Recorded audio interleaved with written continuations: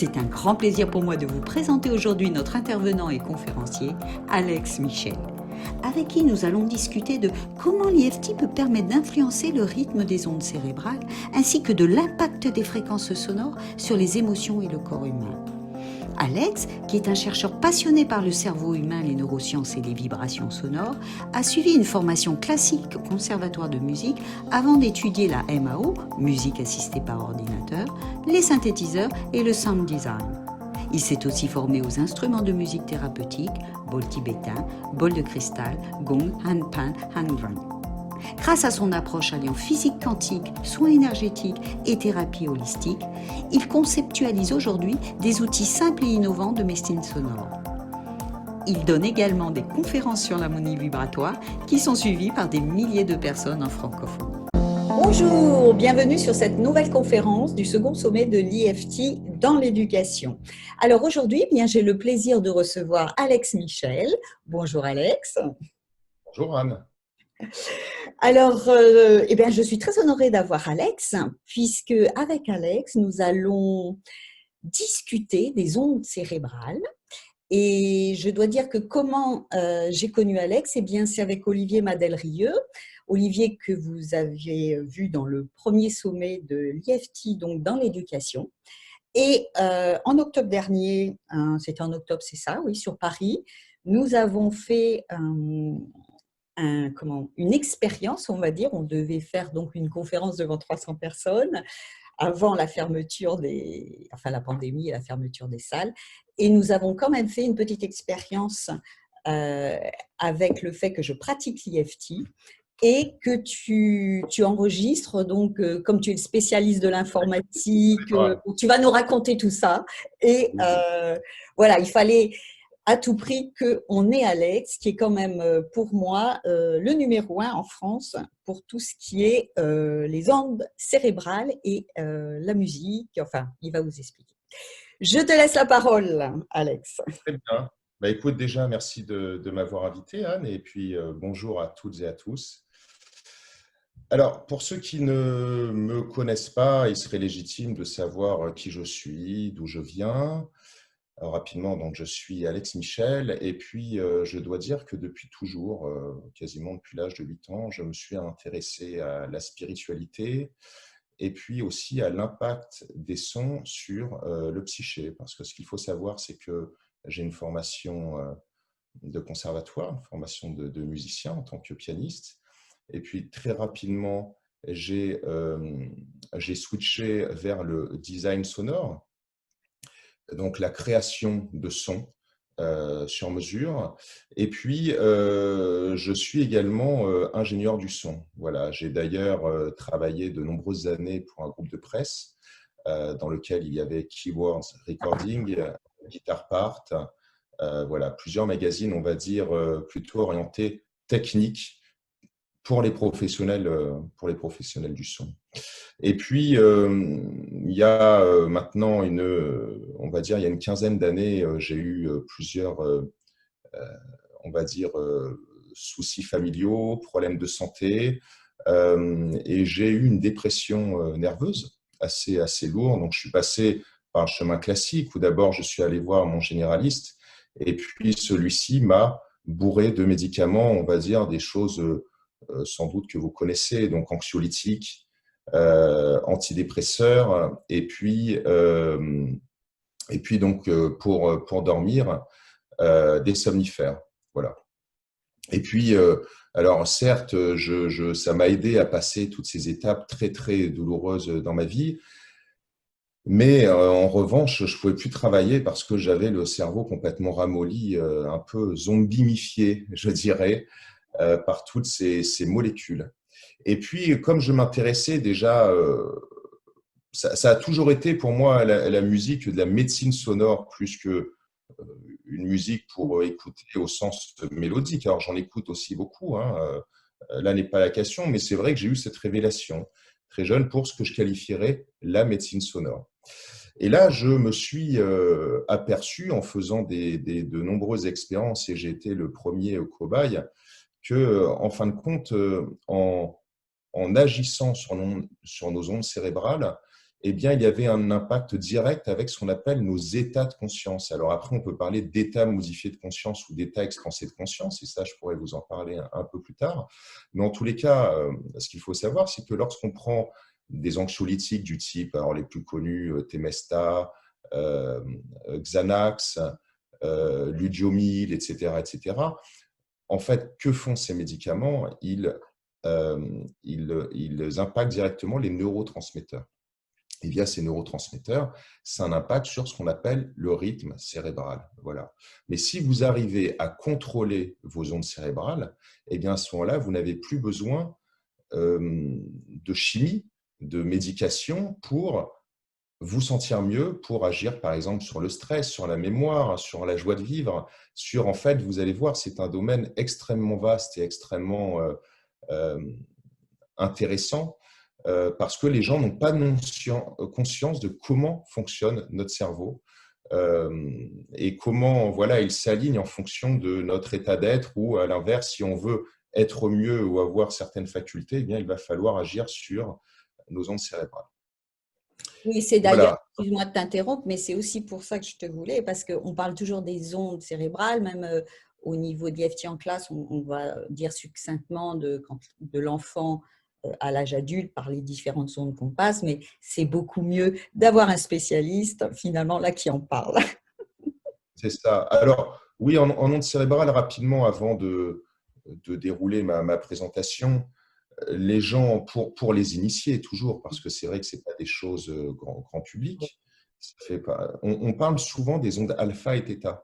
Voilà. Alors, notamment en sophrologie, en hypnose, etc., etc. Mais on parle peu des autres rythmes cérébraux.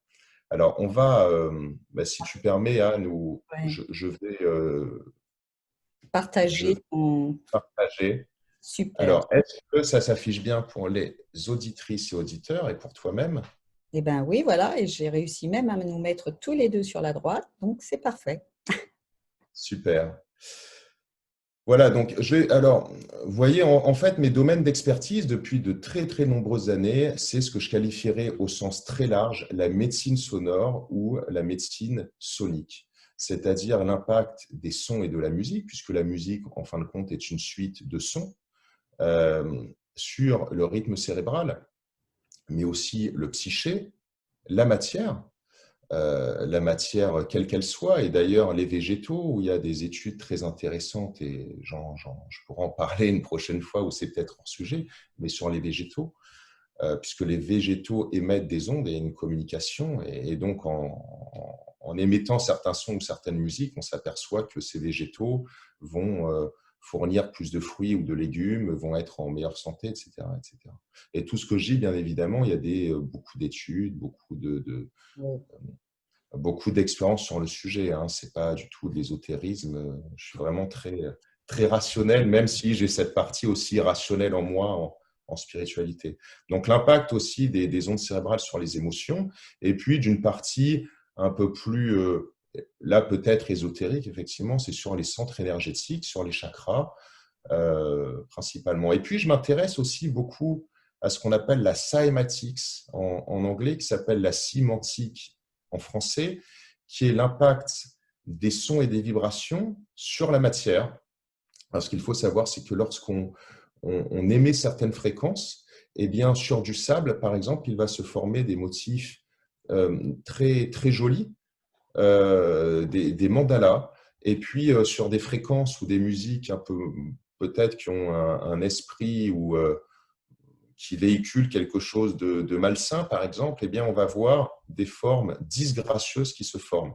Alors aujourd'hui encore, on étudie, on ne sait pas trop le pourquoi du comment, mais en tous les cas, c'est très parlant et je trouve ça vraiment fabuleux de faire des expériences avec différents appareillages que j'ai sur l'impact justement du son directement sur la matière.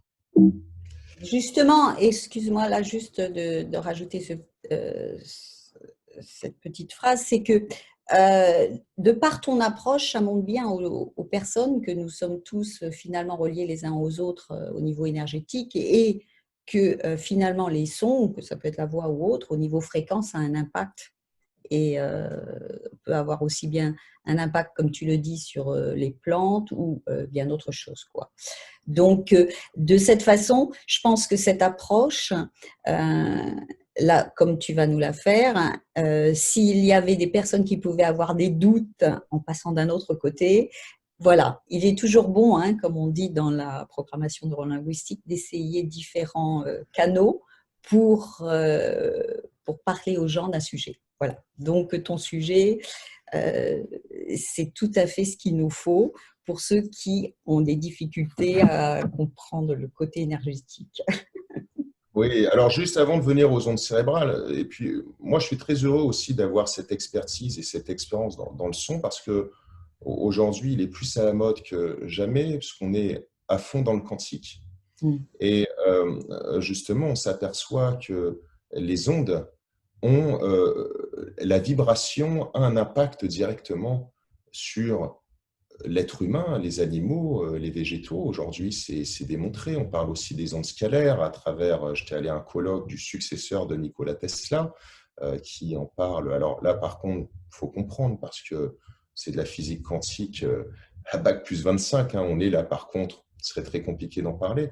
Mais en tous les cas, toutes ces approches, il y en a beaucoup qui disent que c'est la médecine du futur. Et aussi, il y a cette notion de, souvent, vous savez, on dit on est sur la bonne longueur d'onde.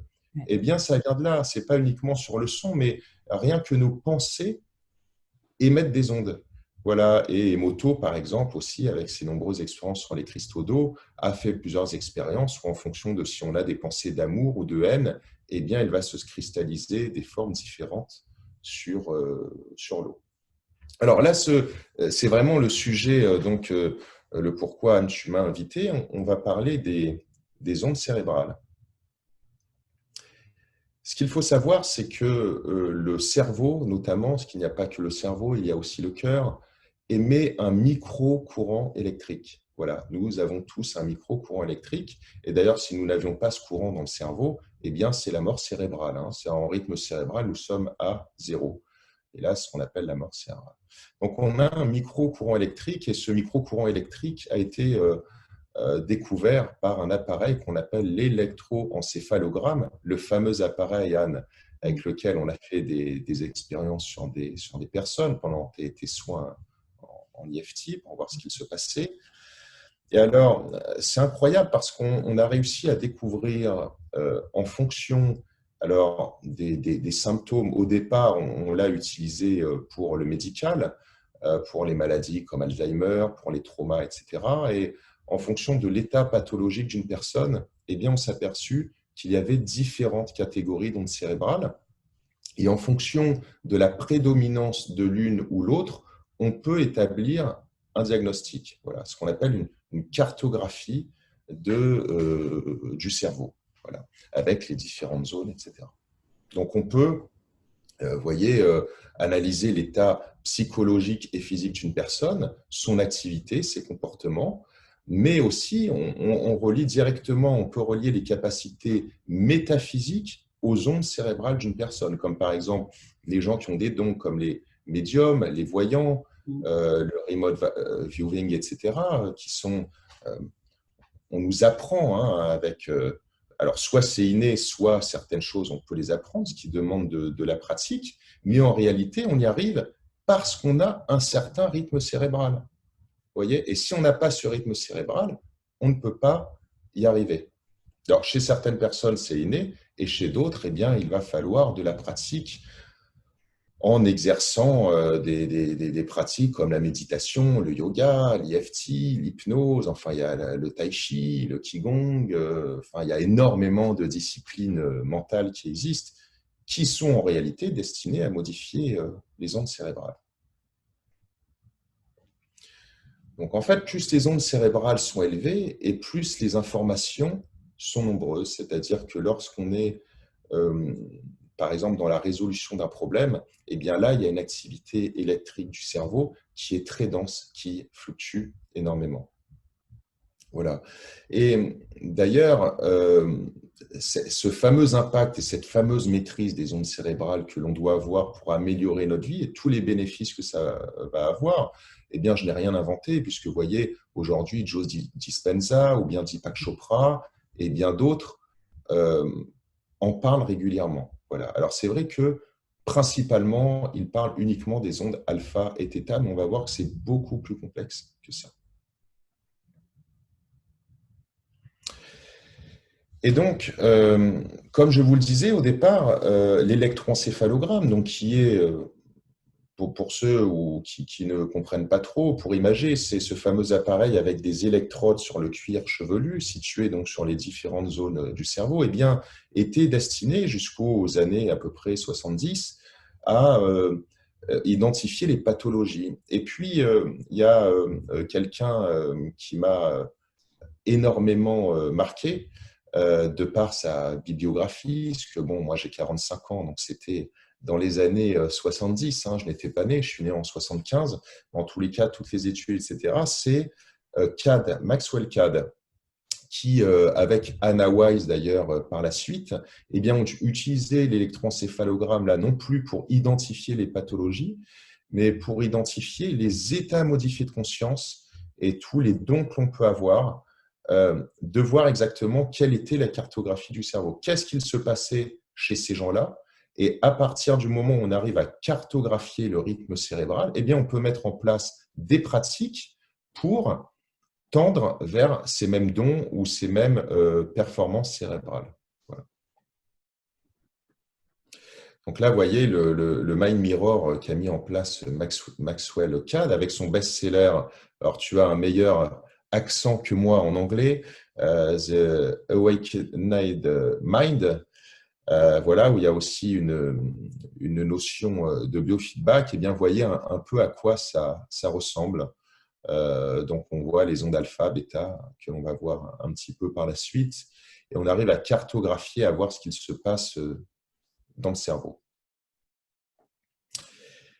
Alors, aujourd'hui, ce qu'il faut savoir, c'est qu'on a 5 grandes familles d'ondes cérébrales que l'on nomme en partant des ondes les plus rapides, les ondes gamma. Ensuite, on passe en ondes bêta. On a les ondes alpha, θ et delta. Alors, pour le moment, ça peut être du chinois pour vous, mais on va voir un petit peu à quoi elles servent et quand est surtout qu'on les actionne dans la vie de tous les jours ou si on souhaite atteindre, par exemple, des niveaux de concentration extrêmes ou de vigilance, etc. Alors, les ondes gamma, vous voyez, elles ont été mesurées grâce à l'électroencéphalogramme. C'est une gamme de fréquences. On parle à chaque fois de gamme de fréquences. Hein. Ce n'est pas une fréquence précise. Ça se situe à peu près entre 40 Hz et 200 Hz.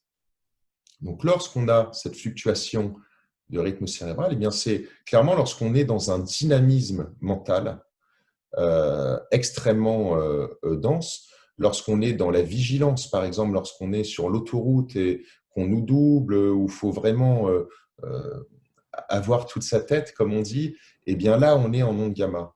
Voilà. Et dans cette phase aussi, on s'est aperçu que c'est une phase où il y a un développement du potentiel cérébral. Voilà, donc c'est le traitement cognitif et la perception attentive, mais de manière très dense et très rapide. Donc, ce qui fait que nos étudiants, il faudrait qu'ils soient en ondes gamma. Alors, pas tout le temps, justement, on va le voir.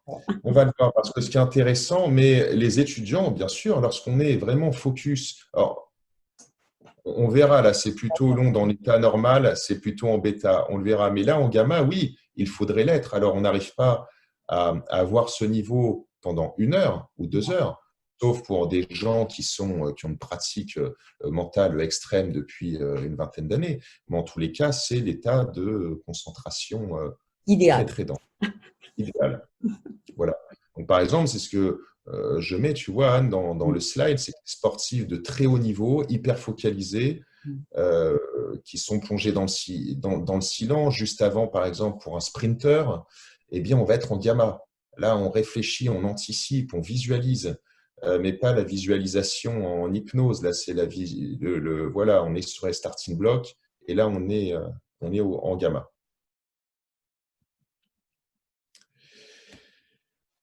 Voilà, alors il y a aussi Beverly Rubik qui, pour lui, en analysant les ondes gamma, eh bien, euh, il a identifié que ça provoquait aussi la joie, la félicité et le chant quantique. Voilà. Et Joe Dispenza aussi en a parlé dans son livre Faites évoluer votre cerveau, que les ondes gamma forment de nouvelles cellules cérébrales dans les lobes frontaux et l'hippocampe, et ce qui augmente la capacité intellectuelle.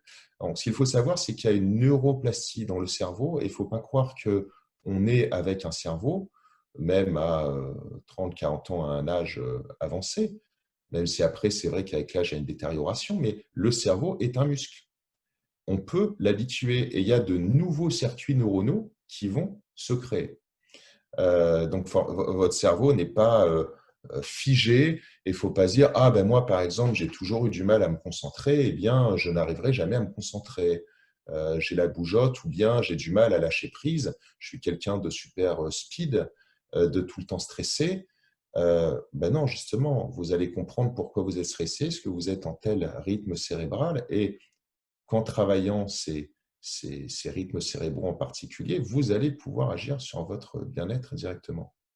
Donc voilà, il y a une neuroplastie, il y a de nouvelles neurones, et ça, énormément d'études en parlent. Rien n'est figé et on peut augmenter ses capacités.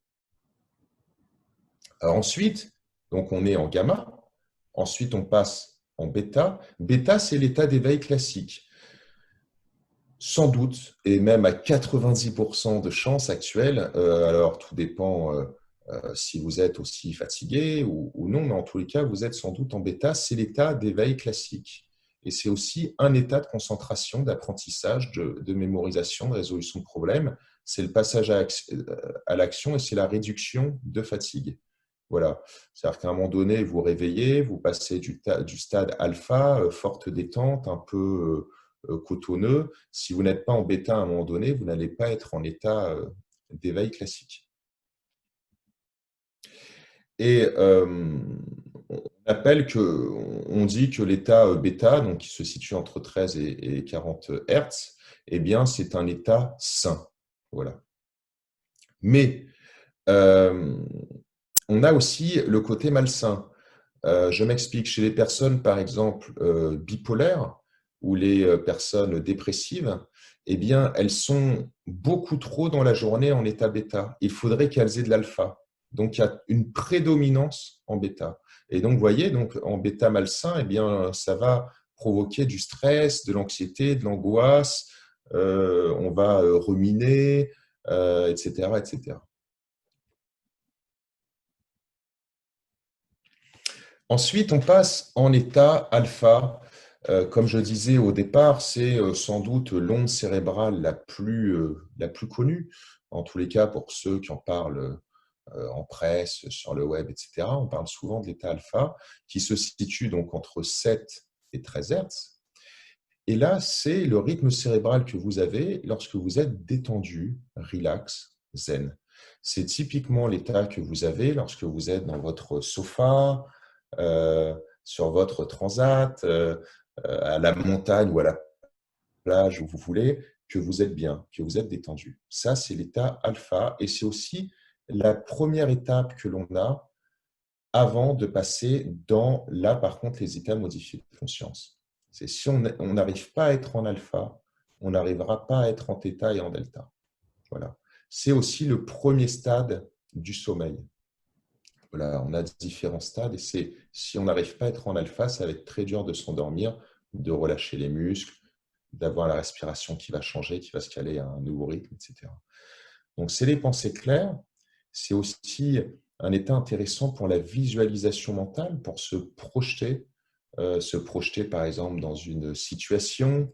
Beaucoup d'artistes aussi sont en état alpha, pour des gens comme moi dans la musique. Si on n'est pas en alpha, en état alpha, c'est très difficile de composer. Pour les peintres, c'est aussi ce qu'on utilise, c'est l'état recherché en EFT, pour la relaxation, pour la méditation, notamment la méditation mindfulness, la plus connue.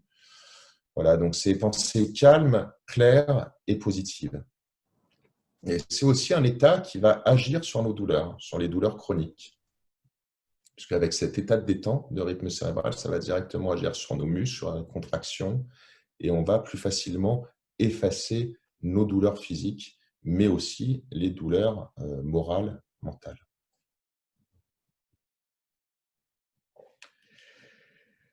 Alors, voilà, ça a été découvert par Hans Berger dans les années 30 et la première façon de se retrouver en alpha et la plus facile, c'est tout simplement de fermer les yeux et de se détendre.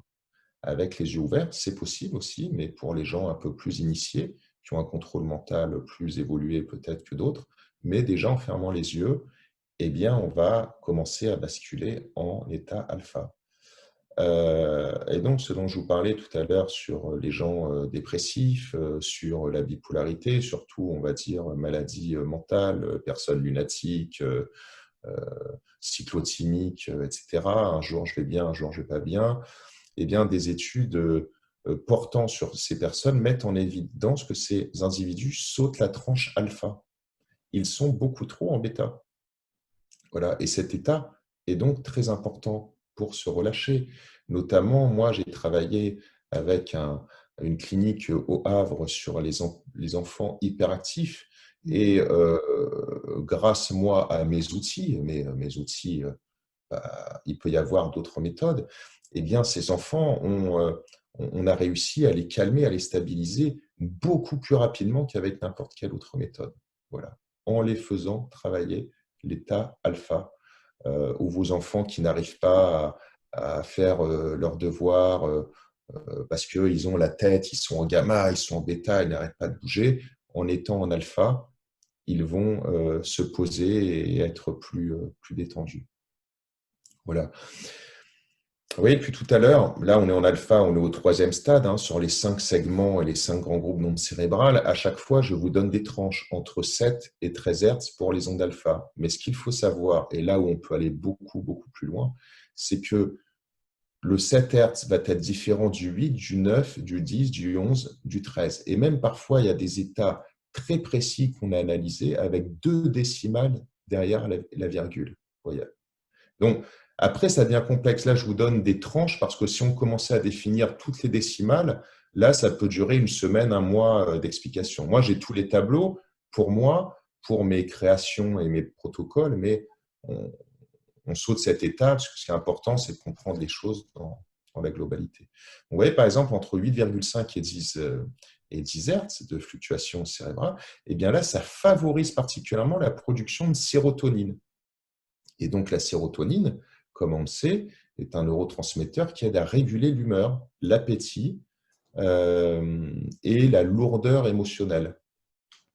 Là, les gens aussi qui sont dans la boulimie, dans aussi les junkies, les gens qui prennent de la drogue, souvent en psychologie, hein, on les caractérise, c'est des gens qui veulent tout de suite. Voilà. Les gens qui se droguent, les cocaïnomanes, etc., clairement, c'est des gens qui veulent tout de suite. Eh bien, et sans doute, ces gens-là, je pense qu'ils sont trop en bêta et en gamma. Et s'ils arrivaient à passer au stade alpha et à travailler cet état alpha, eh bien, ils arriveraient à supprimer ces pulsions qu'ils peuvent avoir, alors que ce soit les stupes, mais que ce soit aussi la boulimie, se ruer sur la nourriture ou d'autres addictions, se ronger les ongles, trop fumer, mais de manière pas mondaine, une clope en soirée, mais d'être dans l'abus de descendre des cigarettes. Ça, c'est typiquement les gens qui ne sont pas assez en alpha. Vous voyez. Sur la tranche 8,5-10 Hz. Hein, c'est assez précis. Tu vois.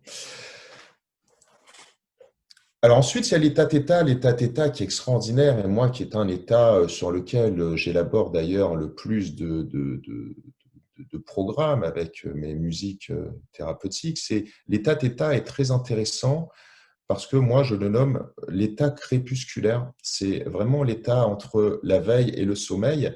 C'est vraiment l'état que vous allez avoir à quelques secondes près. Lorsque vous êtes dans votre lit, vous tombez dans le sommeil, juste cet état où vous êtes encore conscient, vous voyez, entre les deux. Et ça, c'est clairement l'état d'hypnose. Tout bon hypnothérapeute doit faire passer en état θ, puisqu'en état θ, ça permet de s'adresser directement à l'inconscient. Là, on n'est plus dans l'inconscient, on est dans l'inconscient. C'est l'état aussi dans lequel il faut être pour maîtriser ses rêves. Tout ce qui est technique, c'est un domaine aussi qui m'intéresse énormément, ce qu'on appelle le rêve lucide, c'est-à-dire la faculté à rêver en étant conscient et même en choisissant ce dont on va rêver. Alors, pour le récréatif, je veux voler, je veux rêver de voler, je veux être dans un harem avec 15 nanas, je veux aller sur Mars, sur la Lune, enfin, on rêve de ce que l'on veut. Mais aussi, on peut contrôler ses rêves pour anticiper des situations de sa vie, un diplôme, un examen, une compétition. C'est des techniques extrêmement passionnantes qui sont différentes de l'hypnose. Mais en hypnose aussi, donc c'est l'état hypnotique, le rêve, donc je viens de vous en parler, c'est le deuxième stade de la méditation. Là, on est en méditation profonde. On n'est plus en mindfulness, on passe dans d'autres techniques de méditation. C'est une méditation beaucoup plus profonde. Et c'est aussi l'état de transe, notamment la transe chamanique, par exemple, même si on a encore le contrôle, parce qu'en état d'hypnose, vous savez, vous avez le contrôle. Vous gardez votre contrôle, sauf pour les gens qui font de l'hypnose de spectacle, mais ça, c'est encore autre chose. On n'est plus en hypnose ericksonienne ou d'autres types d'hypnose qui ont vocation thérapeutique. Là, voilà, où on dit fais la poule, fais le machin. Là, ça n'a aucun intérêt. C'est vraiment de l'hypnose de spectacle. Mais là, c'est un état d'hypnose où on a son contrôle tout de même. C'est-à-dire que s'il y a des informations que l'on ne souhaite pas ingurgiter, on ne les ingurgitera pas. Et puis, toutes ces tribus aussi tribales, toutes ces cérémonies, bien, voilà, c'est cet état de transe, c'est l'état θ. Alors là, pareil, après, on a dans l'état θ qui se situe entre 4 et 7 Hertz, eh bien, on a des rampes, on a des tranches. Hein, donc, entre 5,5 et 6, par exemple, eh bien, on sait que c'est l'orientation interne, c'est le rappel des souvenirs. Ça va plus loin que ça, hein. C'est vraiment de réels souvenirs ou aussi c'est des états de souvenirs, on a l'impression d'avoir déjà vécu. Alors il y en a qui disent que c'est dans une ancienne vie ou il y a tout un tas d'explications. Là, je ne porte pas de jugement sur les croyances ou autres, mais en tous les cas, c'est dans cette tranche où on a un rappel des souvenirs. On a aussi une très forte créativité, mais là, on n'est pas en action comme en alpha. En alpha, on peut être en action. Mais là, on va imaginer des choses, on va élaborer des stratagèmes, on va, le lendemain matin, vous vous levez, Eureka, j'ai trouvé ce que je dois faire pour lancer mon activité, pour régler le problème avec mon supérieur au boulot. Ou, voilà, c'est dans cet état entre 5,5 et 6 où, lorsque ça fluctue, on a ces facultés. Puis à 7,5, eh bien, c'est associé à la visualisation et au rêve. Hein, donc là, on rêve parce qu'on va être proche après de l'état delta. On va en parler juste après. Voilà, à 3,54, là, c'est la déconnexion totale. Alors, certains disent qu'on est en connexion avec le champ, le cœur de notre monde intérieur. Et on touche directement la neuroplasticité, ce dont on parlait tout à l'heure, pour ouvrir de nouvelles connexions neuronales au niveau de l'hippocampe. Et je crois que c'est là qu'on parle quand même aussi un peu de… Enfin, on commence à y arriver de ce qui est l'hypnose spirituelle, l'hypnose quantique et tout. C'est plus Ouais. finalement… Mhm. Ouais.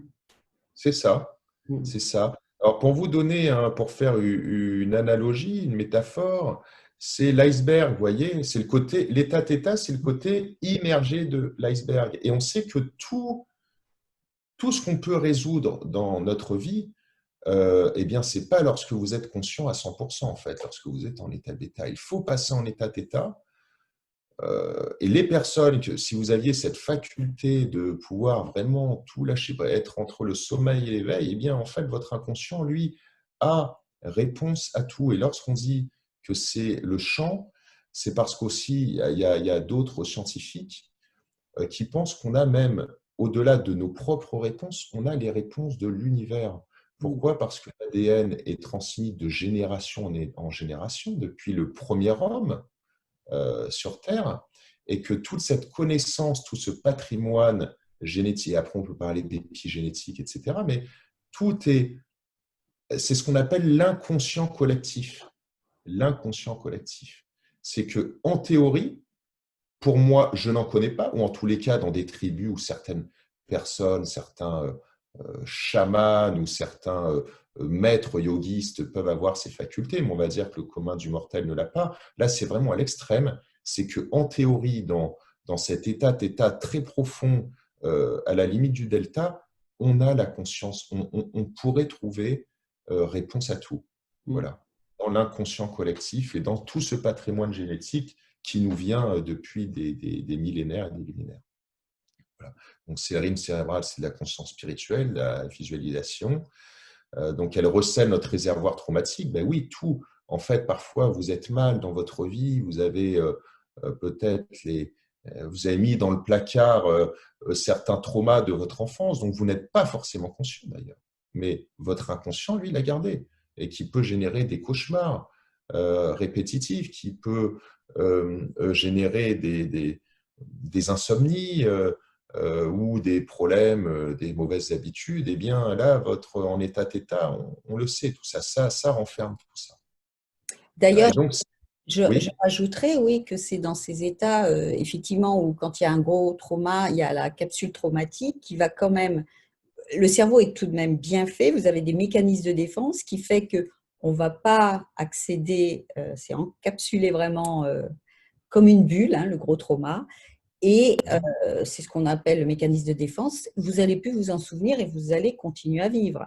Et comme tu le disais si bien, il faut des événements parfois dans la vie pour d'un seul coup, voilà, il y a des cauchemars qui vont revenir, certains aspects qui font que toute cette information finalement va commencer à apparaître à la surface et donc du coup dans d'autres ondes, quoi. c'est ça. Et donc, c'est un état très difficile à maintenir, puisqu'on est, comme je vous le disais, à l'état, moi, ce que je qualifie d'état crépusculaire, on est à la frontière du sommeil. Donc, évidemment, c'est difficile d'être maintenu longtemps, plus d'1 heure, 2 heures, 3 heures dans cet état. Mais c'est possible avec certaines pratiques. Ensuite, on passe à l'état delta. Alors, j'ai mis entre 0 et 4 Hertz, mais en fait, je me suis trompé, c'est pas 0, puisque 0, c'est la mort cérébrale. Hein. Il n'y a plus l'électroencéphalogramme, c'est flat, hein, c'est plat, d'accord, dans les films. Euh, les thrillers, films policiers, hop, personne décède, jouk. Là, c'est flat. Donc, en fait, c'est de 0,1 en théorie, puisqu'on a quand même une micro-pulsation, jusqu'à 4 Hertz. Alors là, c'est le sommeil. Là, vous n'êtes plus conscient. C'est un état ultra important parce que c'est la régénération du corps. Et les gens, notamment, qui font des insomnies ou les gens qui se réveillent fatigués tous les matins, c'est parce qu'ils n'arrivent pas à maintenir suffisamment longtemps dans les différents cycles, qu'on n'a pas que du delta. L'état delta, parce que c'est le seul état dans lequel le corps, le cerveau se régénère de toute la journée passée. C'est aussi super important pour les enfants. C'est là où ils vont... enfin, pour la croissance aussi, c'est important à ce niveau. Donc, c'est le rythme cérébral de la guérison, du sommeil profond, de l'équilibre, de la récupération mentale et physique, ce dont on vient de parler. Et puis aussi, on s'est aperçu que avec cet état, eh bien, on arrivait à faire disparaître les céphalées, les migraineux, eh bien, plutôt que d'avoir des traitements à vie. Je ne sais plus comment s'appelle Oui, cette molécule. ouais. Voilà, pour les migraineux chroniques, j'entends. Hein, la vraie migraine où on a la tête, on a l'impression d'avoir un tambour chaman dans la tête et on a l'impression qu'elle va exploser. Eh bien, plusieurs études ont été faites. Alors évidemment, pas en France, parce que vous savez qu'en France, on est sur la médecine parallèle et tout ce qui n'est pas médoc, on n'aime pas en parler, hein, forcément, ça fait perdre de l'argent au laboratoire. Mais sur ce rythme cérébral, eh bien, on arrive à faire disparaître et énormément soulager les personnes migraineuses. Alors là, on a vu les 5 ondes cérébrales que vous verrez partout, dans tous les livres, sur Internet, où souvent c'est du copier-coller. Ce n'est pas des spécialistes, c'est des gens qui reprennent des informations à droite à gauche et encore qui sont beaucoup plus succinctes que ce dont je viens de vous parler.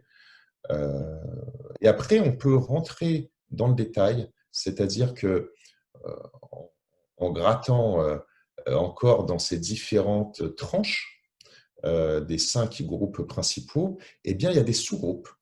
Et ces sous-groupes, notamment, il y en a 4. C'est les ondes epsilon, les ondes mu, les ondes SMR et lambda. Alors, les ondes SMR, elles sont très intéressantes puisque, notamment, on les a mises en relation directement avec le ronronnement des chats. Voilà.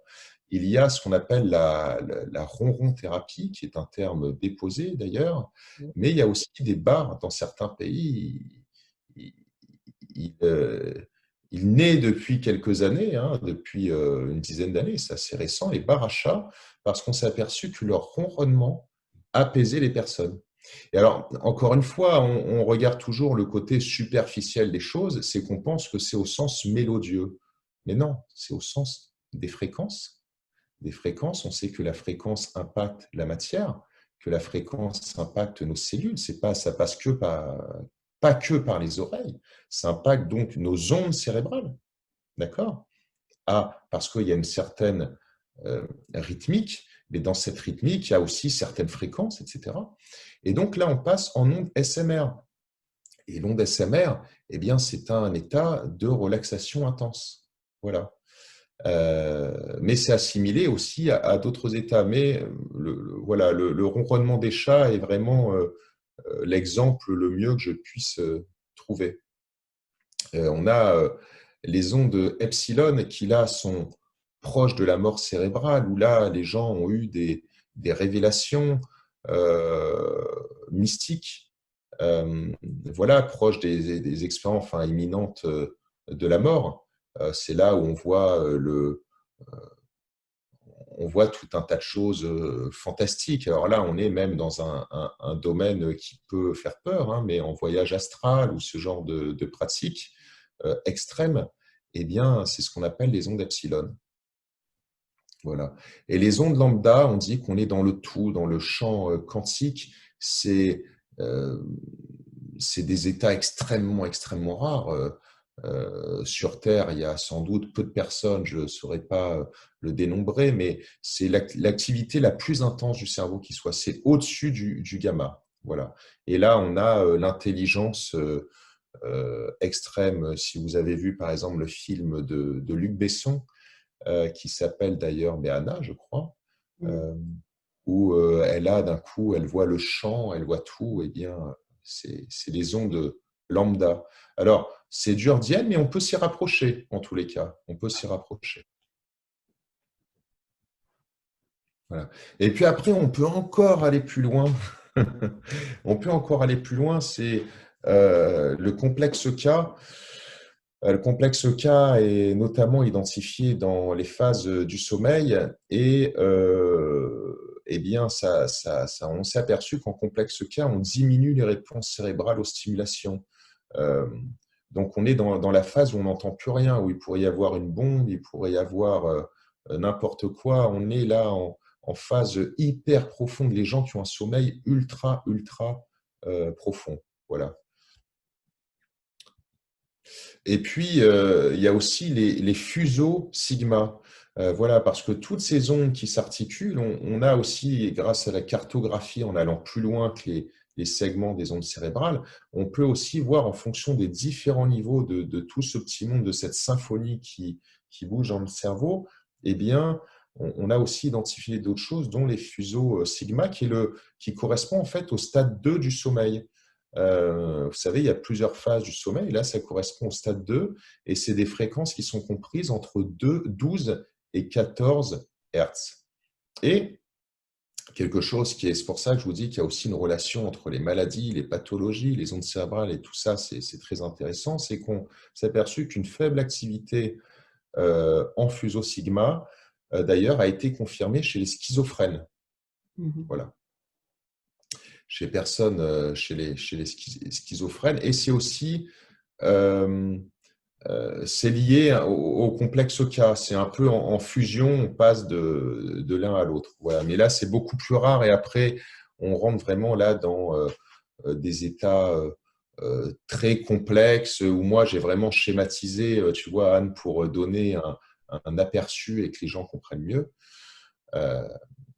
Voilà, on a fait un petit peu le tour. Alors, après, ce qui est intéressant, une fois qu'on a compris tout ça, c'est comment on peut synchroniser nos ondes cérébrales pour agir justement ou pour obtenir ces facultés. C'est-à-dire que je suis stressé, comment je peux diminuer mes ondes cérébrales en alpha pour être détendu, comment je peux aussi me souvenir de mes rêves plus facilement, parce que beaucoup de gens ne se souviennent pas de ses rêves. C'est horrible ça de ne pas se souvenir de ses rêves, parce que le rêve, c'est le berceau de l'âme, voilà, c'est toutes ces métaphores qui ont été faites, mais il y a toujours des explications. C'est très intéressant, des états de concentration. Enfin, le champ, comme vous l'avez vu, est extrêmement large. Eh bien, en fait, on peut agir sur ces ondes cérébrales parce que on s'est aperçu que en faisant, par exemple, taper un diapason, alors pour imager hein, le principe, c'est que, par exemple, si on prend un diapason à une certaine fréquence, à du 500 Hz, par exemple, on le tape et à côté, on met un diapason que l'on n'a pas tapé, eh bien, ce diapason va s'accorder aux fréquences de celui qu'on a tapé. Eh bien, pour le cerveau, c'est exactement la même chose. C'est d'ailleurs pour cela que les chamans utilisent le fameux tambour. Ce tambour, ce n'est pas pour faire du bruit, c'est bien évidemment pour entrer en transe, en état modifié de conscience, mais c'est parce que le cerveau, par plusieurs mécanismes physiologiques, c'est quelque part du biofeedback, du neurofeedback, c'est qu'il va répondre à la stimulation externe qu'il a entendue, il va se caler sur le rythme qu'on lui envoie. Et en partant de ce principe, eh bien, on va pouvoir agir sur nos ondes cérébrales. Voilà. Alors, il y a aussi une autre expérience d'ailleurs qui a été faite par l'horloger Huygens, qui a fait aussi ses expériences sur des horloges, les horloges de l'époque. Hein, je vous parle des immenses meubles, c'est-à-dire qu'il a mis à côté une horloge avec un balancier, une autre qui était disynchrone, c'est-à-dire le balancier qui ne battait pas sur la même mesure que l'autre. Et bien, au bout de plusieurs minutes, les deux balanciers, par un système de physique quantique, hein, tout simplement, hein, sont synchronisés. Eh bien, avec le cerveau, c'est exactement la même chose. Alors moi, je vous parle à travers le son, mais ces stimuli peuvent être aussi avec des techniques comme l'EFT, comme enfin voilà, tout un tas. Je vous parle, moi, de ma discipline, de ce que je connais. Eh bien, après, évidemment, il y a d'autres techniques pour cela. Voilà. Donc, sur la synchronisation, il y a le plus simple, enfin, en tous les cas, moi, ce que j'ai étudié, c'est à travers le son et des stimulus ou stimuli sonores. Et ça peut être aussi par des stimuli visuels. Aujourd'hui, il existe des machines, ce qu'on appelle des mind machines, comme le Casina, comme le Pandora, etc. Alors, moi, personnellement, je trouve ça agressif. Après, chacun, parce que ces stimuli font un peu mal aux yeux, c'est un peu agressif. C'est quoi? Ce sont des lunettes ou c'est un genre de projecteur qui va faire comme un stroboscope, d'accord, qui va s'allumer et s'éteindre à une certaine fréquence. Et le cerveau va se synchroniser sur cette fréquence. Voilà. Alors, en fonction de la programmation de ce stroboscope, qui n'est pas un stroboscope, évidemment, là, de discothèque, hein, vous l'avez compris, c'est pour des thérapeutes, c'est à titre de synchronisation donc médicale, entre guillemets, on va agir sur les ondes cérébrales. Et ou sinon, comme je vous le disais, à travers le son. Alors, ce n'est pas uniquement la rythmique en tant que telle, ce qui serait bateau et trop minimisé de dire, ben voilà, si on met un rythme à tel BPM, battement par minute, ça va nous amener à tel état. En fait, c'est beaucoup plus complexe que ça, parce qu'il y a, y a plusieurs principes psychoacoustiques, ce qu'on appelle la psychoacoustique, qui va permettre d'activer et de synchroniser toutes ces ondes cérébrales. Alors, au niveau du son, en fait, donc, on arrive depuis de nombreuses années à aligner ces ondes cérébrales et notamment la personne qui est au cœur de ça, enfin, qui a été innovant, c'est Robert Monroe, l'Institut Robert Monroe aux États-Unis, qui a sorti les enregistrements à l'époque, alors maintenant qui sont démodés parce que ça a quand même 80 ans. Hein, donc vous imaginez qu'aujourd'hui en psychoacoustique, on a fait d'énormes progrès, même si c'est toujours commercialisé, mais ça reste quand même très ancien et très archaïque. C'est ce qu'on appelle les battements binauraux. Alors les battements binauraux, qu'est-ce que c'est? À ne pas confondre avec le binaural, qui est une spatialisation qu'on utilise notamment dans les nouvelles lunettes de perception 3D de la réalité augmentée. Voilà. Alors, qu'est-ce que sont les battements binauraux? Eh bien, on s'est aperçu que si on envoyait une fréquence à l'oreille gauche et une autre fréquence à l'oreille droite qui est différente, eh bien, le cerveau va le traduire par la différence, par la soustraction de ces fréquences.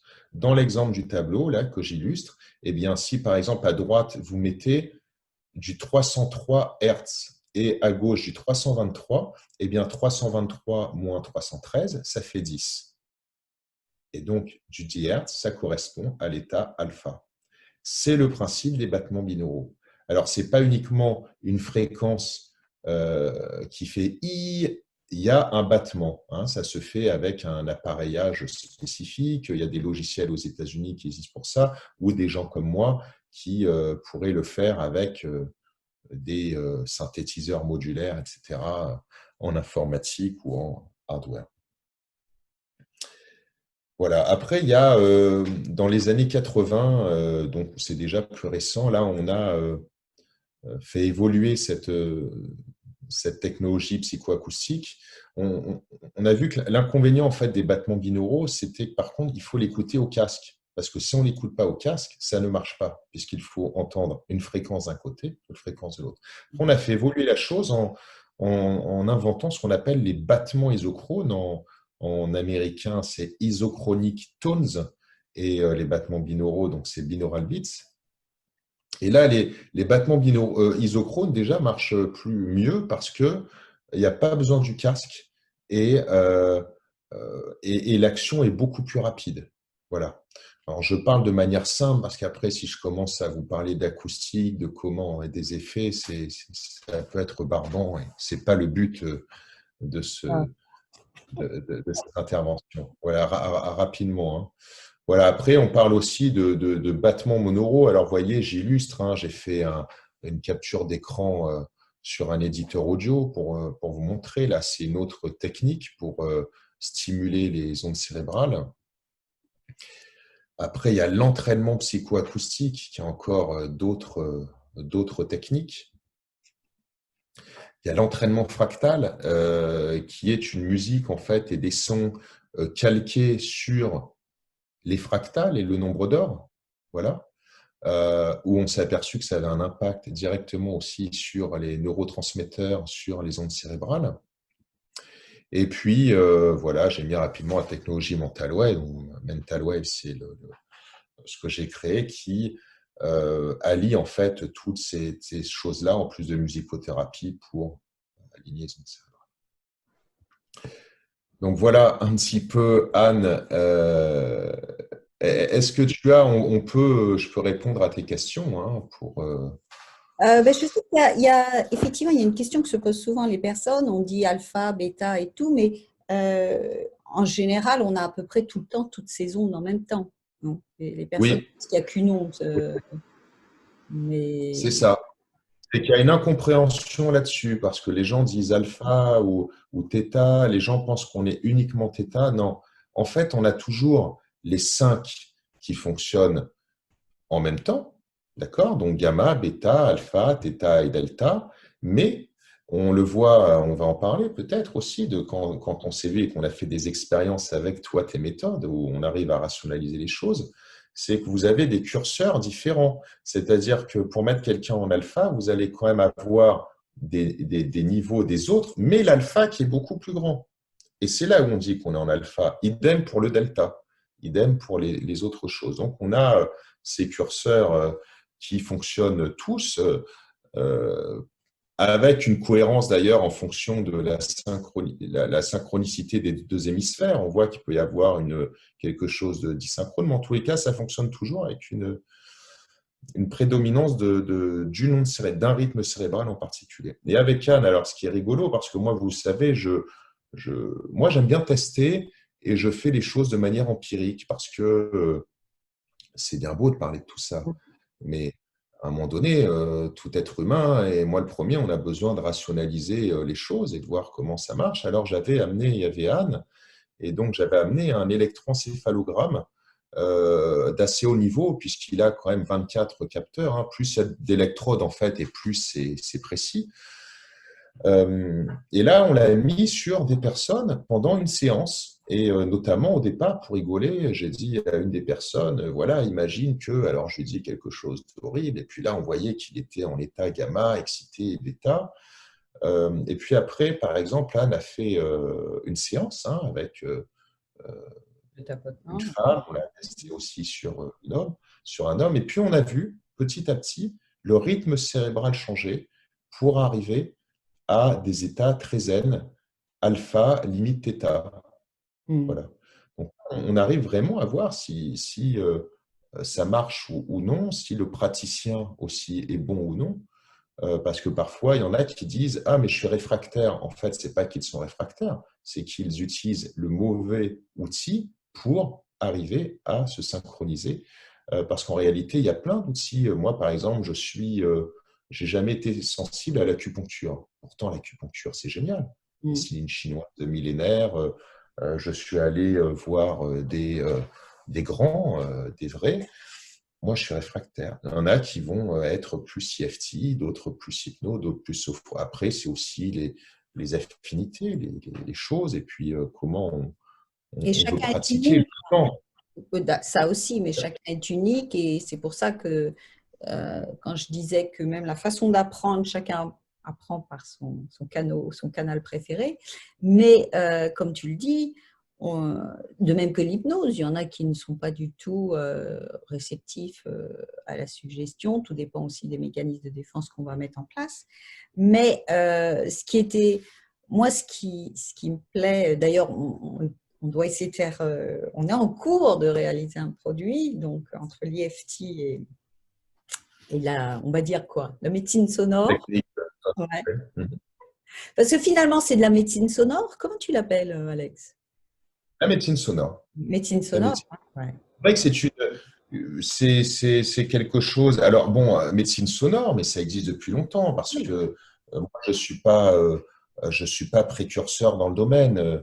Il y a eu Tomatis, enfin il y a eu l'effet Mozart, il y a énormément de gens. Hein. Mais c'est vrai que moi j'ai un avantage, si tu veux, alors un avantage, mais en toute modestie, hein, c'est pas ça, c'est que depuis l'âge de 8 ans, je m'intéresse quasiment qu'à ça.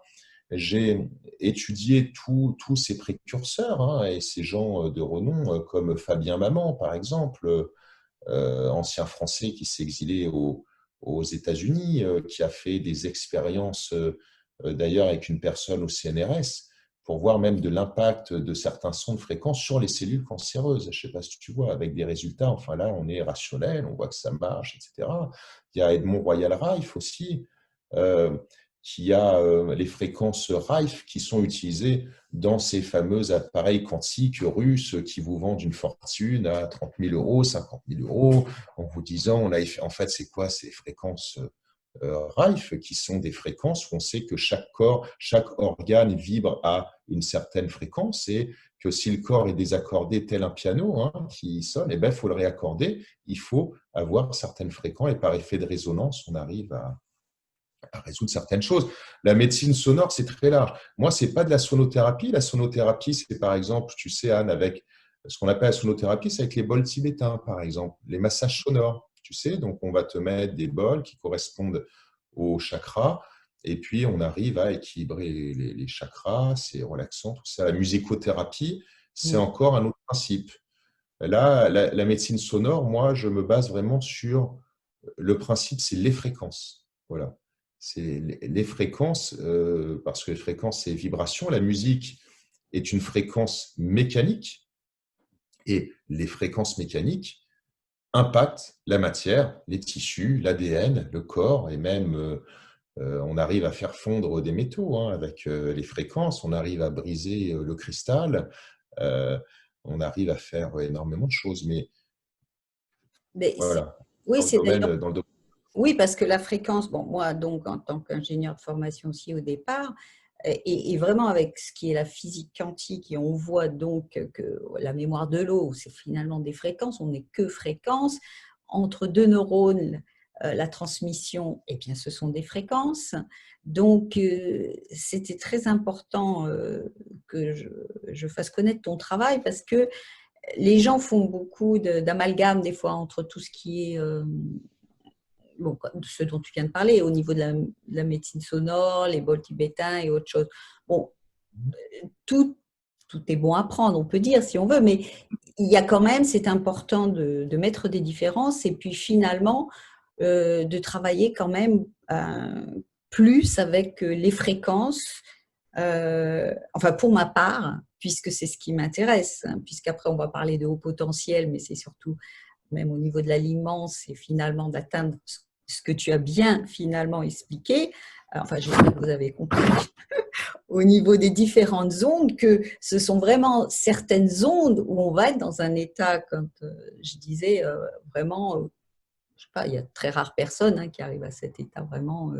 Ah, ben, soit en fait, ce qu'il faut comprendre, c'est que soit c'est de façon naturelle, Hmm. ou c'est avec la pratique. Il y a des gens qui arrivent, par exemple, qui ont une faculté de travailler pendant 3 heures sans pause et qui sont focus. Voilà. Pourquoi? Parce qu'ils sont dans un rythme cérébral particulier. Il y a des gens qui arrivent à se relaxer très facilement, sans gêne. Voilà. C'est tout simplement, vous l'avez compris, parce qu'ils sont dans un rythme cérébral et une gamme de fréquences particulière. Mais à l'inverse, et c'est là où c'est intéressant, c'est que si on n'a pas cette faculté, il faut savoir que c'est parce qu'on n'a pas le rythme cérébral. Et en travaillant sur ce rythme cérébral, on va y arriver. Et qui de plus est, comme il y a une neuroplastie, un peu comme exemple, vous voyez quelqu'un qui fait du sport à force de faire du biceps, au début, on n'en a pas. Une semaine, 2 semaines, au bout d'un an, on a des biceps. Il reste les biceps. Ils ne fondent pas quand même au bout d'une semaine quand on a bien travaillé et pas fait de gonflettes. Enfin, pas faire d'hypertrophie, en fait. La gonflette, c'est hypertrophie. C'est pas du faux, mais vrai. Mais eh ben là, c'est pareil. À force de vous entraîner avec une pratique, d'aligner vos ondes cérébrales, eh bien, vous n'aurez plus besoin de pratique externe. Vous allez y arriver tout seul. Et peut-être qu'il faudra après des piqûres de rappel d'une technique ou d'une autre, de l'EFT ou de mes techniques, moi, sonores, de temps en temps, mais le corps va s'habituer, on va vivre plus en harmonie, on aura ces capacités de faire, voilà, en fonction de ce qu'on souhaite. Il y en a, ça va être réglé vraiment quelque chose de très handicapant, d'autres qui vont vouloir s'amuser à partir en état de transe, à se souvenir de ses rêves, enfin voilà, il y a plein de choses. J'ai aussi un joueur d'échecs, par exemple, au niveau mondial, qui est un client, parce qu'il a besoin d'être sur des focus, d'analyser. Parfois, c'est des dizaines de coups à l'avance qu'il faut analyser pour un joueur d'échecs. Là, on ne parle pas, il faut avoir attention. Mais là, il faut avoir le bon rythme cérébral, je peux vous dire.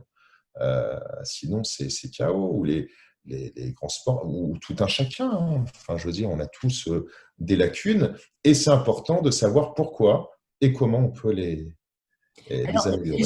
c'est une question. Donc, lui, il aurait tendance, il faudrait qu'il aille, comme on disait, enfin, ce que je disais, en gamma, quoi, cet état vraiment. Ouais, ouais, Pour. ouais. Et parfois en alpha aussi, pour être dans la visualisation. Tu Ouais. vois, il faut savoir toucher pour être un peu dans ce qui va, pour être dans le côté créatif en étant conscient. Et puis en gamma, pour être hyper, là, avoir les neurones, tu vois, il faut. ça dépend de ce qu'on recherche. Il y a certaines disciplines qui demandent de switcher d'un état à l'autre. Tu vois, ça, c'est super dur. C'est encore plus dur. Mais déjà, si on arrive à rester progressivement… Alors, évidemment, on ne passe pas de bêta en delta, par exemple. D'accord. Il y a des programmations. Moi, par exemple, en ce qui me concerne, hein, je pars toujours de gamma. Mhm. Il y a des rampes dans la stimulation sonore qui sont accompagnées de musique, hein, évidemment, ce n'est pas des bip sinon ce ne serait pas drôle. Et on part de bêta et puis on va monter, monter, monter, monter pour arriver à l'état θ, l'état de transe, l'état d'hypnose. Et puis après, dans la séance, on va redescendre pour pas être vaseux, pour être bien, parce qu'on ne va pas te réveiller, on ne va pas couper d'un coup une séance d'une demi-heure ou d'une heure en état θ, sinon tu ne sais plus ce qui t'arrive, tu vois, il faut être en état d'éveil. Donc il y a quand même aussi des protocoles, des choses pour… comme toi, tu as des inductions, tu as des choses, l'état est en bêta, et puis tu l'amènes à certains avec tes techniques, tes tapotements, Oui, de etc. toute façon, même effectivement, même je dirais, en psychothérapie simple, tu ne vas pas faire partir quelqu'un en trauma et puis le laisser où il est. Hein. Voilà, En lui c'est donnant ça. en le réveillant avec un déclencheur, un mauvais souvenir, puis bon, ben, ciao, on se revoit la fois prochaine, quoi. Tu laisses pas quelqu'un. Donc, ouais, ouais. Mais ce qui est intéressant, c'est que finalement, moi, j'associerais euh, notre corps ou finalement notre mental, je ne sais pas, presque comme un poste de radio, quoi, qu'on peut finalement bien Mais on peut le maîtriser. D'ailleurs, fonctionner. ce que je propose, et avec grand plaisir, je peux, par ton intermédiaire, offrir un e-book que j'ai réalisé qui explique un peu tout ça, qui résume tout ça avec de l'infographie illustrée sur les ondes cérébrales et comment les maîtriser. Voilà. Donc, j'aurai le grand plaisir pour tes auditrices et auditeurs de leur offrir par ton intermédiaire cet e-book. Voilà, Eh pour y bien, voir c'est plus clair. parti, voilà. On le mettra en bonus pour ceux qui acquièrent le pack. Et donc, en tout cas, c'était très instructif. Et moi, ce que je voulais peut-être rajouter, là, on ne le met pas, mais il y a finalement aussi des études scientifiques, quand tu nous parlais je veux dire, de Monroe ou autre, mais il y a des études scientifiques qui ont été faites au niveau recherche qui montraient la validité aussi Oui, complètement. des sons. Complètement. Donc, Ouais, ouais. Ah donc, non, non, sur les sons complètement. Après c'est vrai que moi, j'ai quelque chose, un métier très particulier, parce qu'en réalité, on est très peu à le faire, enfin à le faire bien en tous les cas. Moi, ce que j'ai toujours, parce que bon, c'est méfiez-vous.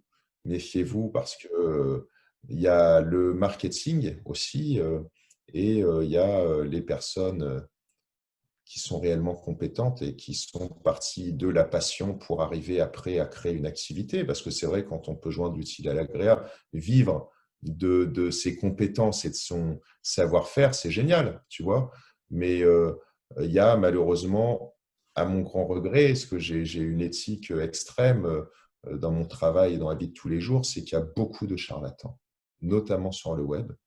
Euh, Dans le tien aussi, j'imagine, c'est pareil, dans c'est comme tout. partout.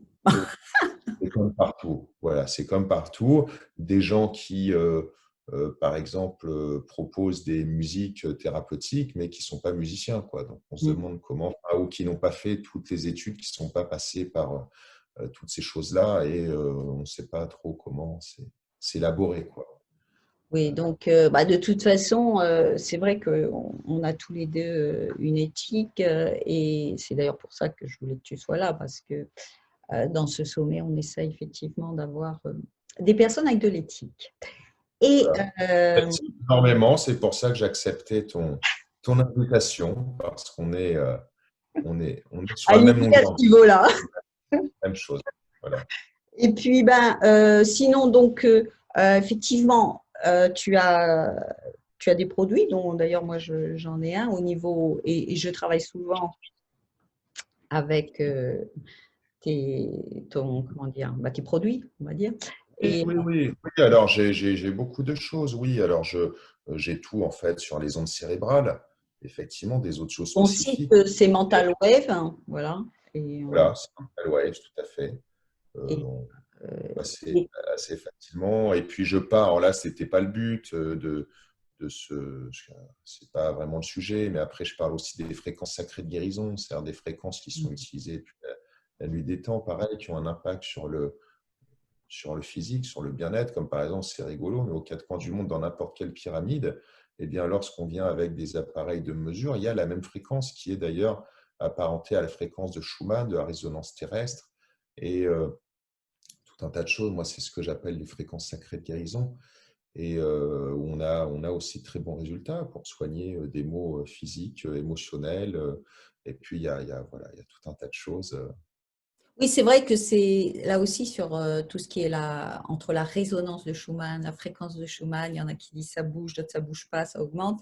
Tout ça aussi, ça demande comment dire, que vous cultiviez un peu plus parce que comme tu le disais, il y a ce qu'on trouve comme ça sur le web, mais quand on va un peu plus profondément euh, dans la et on regarde ça un peu plus près, c'est un petit peu différent. Et on peut comprendre que les gens mélangent un peu les choses et Oui, finalement, oui, c'est comme beaucoup de gens, tu vois, disent que les vibrations ont changé depuis quelques années, qu'on est passé du double, qu'il y a enfin, que les fréquences ont beaucoup augmenté. Moi, par exemple, tu vois, j'ai pas ça. mm, Je dis pas ça. Et pourtant, même des auteurs que je respecte, avec qui je travaille, hein, mais je vais pas faire le oui-oui. mm, Mais c'est très. En fait, les gens, tout le monde dit la même chose. Et même certains livres, attention, c'est pas parce que c'est un livre que c'est la parole d'évangile, parce que certains auteurs, ils font des recherches sur le web pour trouver. Enfin, moi, c'est simple, hein, tu vas sur le site de la NASA, tu as 3 centres dans le monde qui mesurent la fréquence terrestre, mm. et je peux te dire qu'elle n'a pas évolué. Ou elle fluctue, mais enfin, de toute façon, elle n'est pas évidemment toujours linéaire. Elle Non, non, non, fluctue. c'est pour ça que, Pas dans effectivement, oui, elle dépend d'autre chose, mais d'ailleurs, moi, je conseille les gens de faire des recherches dessus parce que c'est très intéressant, comment finalement Voilà. elle est constituée. Mais c'est Enfin, de la même d'avoir manière. une élévation de la conscience, tu vois, peut-être qu'on est en termes de vibration, c'est vrai qu'avec tout ce qui se passe, tout ce nouveau monde, je pense qu'il y a par contre une élévation. Les gens prennent plus conscience de plusieurs choses. Alors, d'élever nos vibrations dans ce sens-là, oui. Voilà. Mm. Dans tous les cas, la fréquence qui nous fait vivre, la raison de vivre, la fréquence Schumann, sans laquelle la vie sur Terre n'existerait pas. D'ailleurs, les astronautes, lorsqu'ils vont dans l'espace, ils ont un appareil qui émet la fréquence terrestre. Sinon, ils ne peuvent pas aller dans l'espace. Et cette fréquence, elle est de 7,82, etc. Fréquence assez précise. Oui, mais ce domaine des fréquences, moi, je le trouve fabuleux, quoi. Et encore une recommandation, faites attention, allez vous documenter et ne vous arrêtez pas à une première information. Voilà, sinon, ça devient comment dire. Je faisais justement une infolette sur cette fameuse hypnose sociétale où les gens, voilà, c'est pas parce qu'on dit quelque chose qu'il faut le croire, quoi. Il faut vraiment aller analyser par soi-même et garder cet esprit critique. Quand on dit l'esprit critique, c'est aussi bien positif que négatif. Les gens ont tendance à penser que c'est que négatif. Par contre, ne soyez pas tout le temps négatif et sachez avoir vraiment ce qu'on appelle l'esprit critique et d'aller jusqu'au bout sans forcément. Et tout ça pour dire que c'est essentiel à votre bien-être parce que si on fait attention, voilà, eh bien, nos fréquences d'une manière générale, je pense qu'on favorisera son bien-être. Et tu as aussi une preuve évidente, puisque tu dis que tu es sorti donc d'un épisode dépressif et tu as mis en application tes propres techniques aussi. Oui, et même après ma famille et mon entourage, en fait, ça a été mes premiers clients, si tu veux. Au début, quand j'ai voulu me lancer, au départ, c'était gratuit, mon activité. C'était Mm. gratuit. Et puis je faisais des programmes sonores comme ça que j'offrais sur un blog, premier blog, tu vois. Et plus tard, je voyais, j'avais des retours comme quoi ça marchait. Donc au début, tu vois, c'était sur moi. Après, sur certaines personnes de ma famille et puis sur mon entourage, les amis. Et puis ils m'ont dit, mais attends Alex, pourquoi tu ne proposes pas ça pour aider les gens?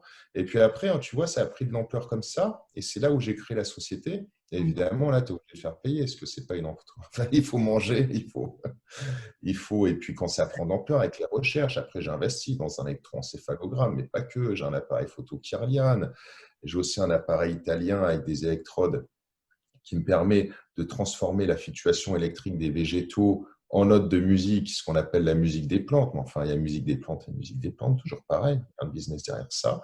J'ai tout un tas pour justement rationaliser, pour mieux comprendre comment ça se passe. Et donc voilà, tu vois, mon activité est née de ça, de cette passion, de cette chose, du vécu, pour après le diffuser à un plus large public, parce que je trouve ça super, quoi. Et moi, je suis contre tous ces laboratoires, ce milieu pourri, où au bout de 20 ans, on te dit que tel médicament, en fait, eh ben, il y a eu tant de morts et qu'on le supprime, et puis toi, tu l'as pris pendant 10 ou 20 ans, super, tu vois. Donc, voilà, je suis sur les solutions naturelles, quand elles existent, il vaut mieux les utiliser plutôt que les méthodes invasives. Non pas que, par exemple, de la chirurgie ne soit pas utile, parce que c'est vrai que si on se Non, casse mais un après, il y a des choses, oui, bien sûr, pas le choix, d'accord.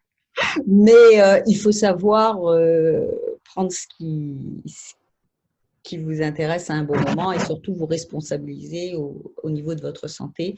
Et il y a déjà pas mal d'outils à votre portée. Et Donc, c'est une hygiène de vie aussi. C'est une hygiène pardon? de vie. Hygiène de vie à prendre pour Oui, moi. oui, oui, tout à fait aussi. Par exemple, tu vois, le cancer, on Mm. est tous avec une peur latente. Qu'est-ce qui fait que quelqu'un va avoir le cancer et d'un autre qui ne l'a pas, alors que moi, j'ai des exemples, hein. Mon père est parti très tôt, il ne fumait pas, il ne buvait pas, tout ça. Ben, tu vois, c'est le stress. Le stress, c'est le premier criminel, le premier meurtrier de notre époque. C'est qu'entre quelqu'un qui n'est pas stressé, ça développe par 100 les risques de cancer, le stress. D'où pratiquer des choses comme l'EFT, comme mes techniques pour arriver dans des états modifiés de conscience propices au calme mental, etc. C'est aussi voilà, avoir ces hygiènes pour anticiper aussi, hein. Vaut mieux prévenir que guérir. Voilà. Eh bien, Alex, merci beaucoup d'avoir pris le temps parce que je sais que tu as un emploi du temps très chargé malgré que vous soyez en vacances en France. Mais, Et je te dis à très bientôt. Je suis sûre qu'on fera d'autres conférences. Et, oui, avec plaisir, Anne. et merci aux internautes de nous avoir suivis. Et à la prochaine conférence du sommet. Au revoir. Au revoir.